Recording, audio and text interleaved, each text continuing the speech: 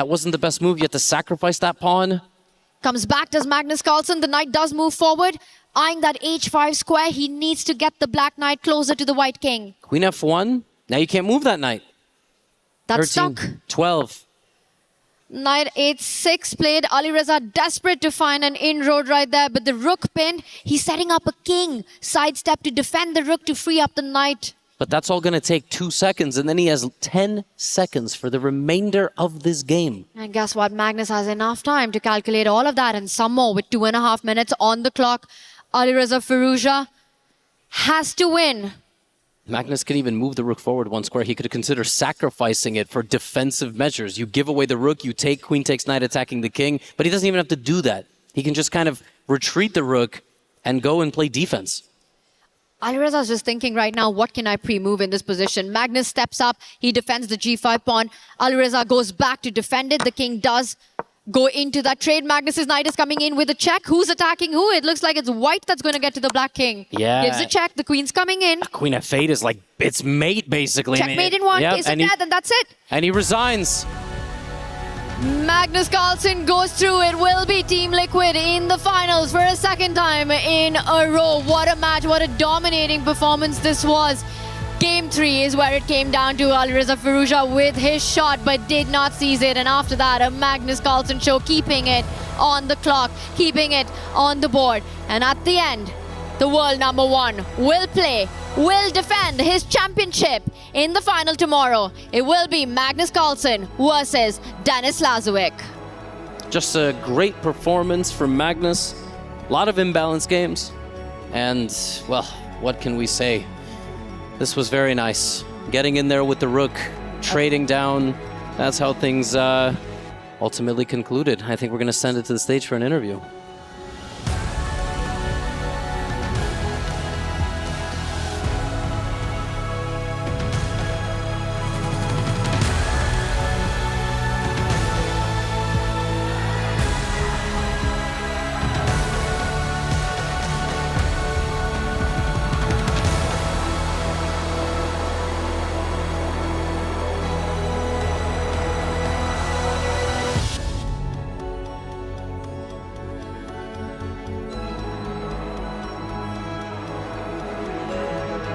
And ladies and gentlemen, as the key is handed over, please put your hands together one more time for Alireza Firouzja.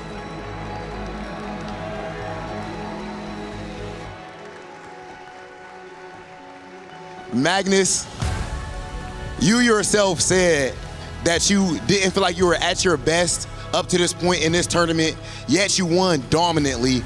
How did you feel about your performance now?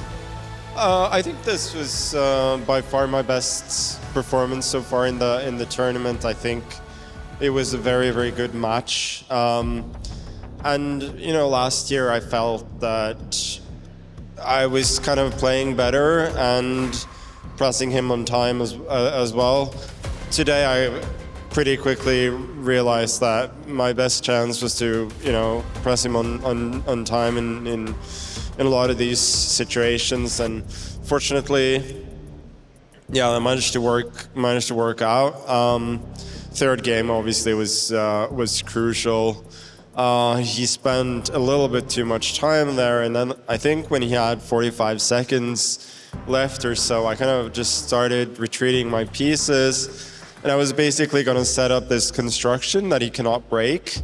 And I was thinking that if I can just keep this going for, I don't know, number of moves, then like I have 3 minutes against his 45 seconds, then we should be fine. And then I missed this idea he had of activating his pieces, and it was really kind of harrowing, where it felt as though I might lose quickly, but I also kind of wanted to make sure he didn't force a draw, you know, so, because I didn't know if I was going to get a better chance to kind of win on time.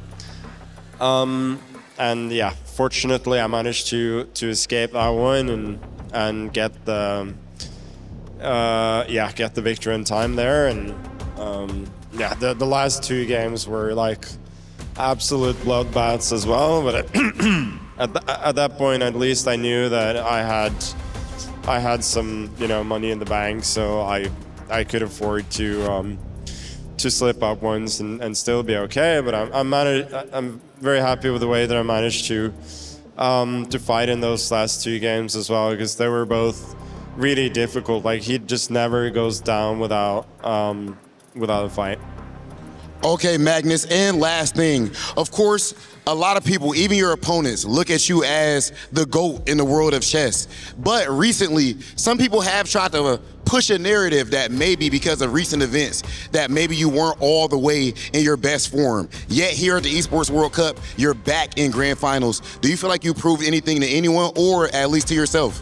Well, I often reach the final even if I'm not in my best form. Okay, ladies and gentlemen, the one, the only, the best chess player on planet Earth, Magnus Carlsen. You can go ahead and crush your opponent, ski, brother. And it is time for the final key crush of the day, as Magnus Carlsen himself steps to the crusher to crush another opponent's dreams, as he is used to in a remake of last year's grand finals. He won once again, and he qualifies for tomorrow's grand finals for a chance for a back-to-back title. The crusher is ready, and we are ready to hear this key being popped. Let's hear it.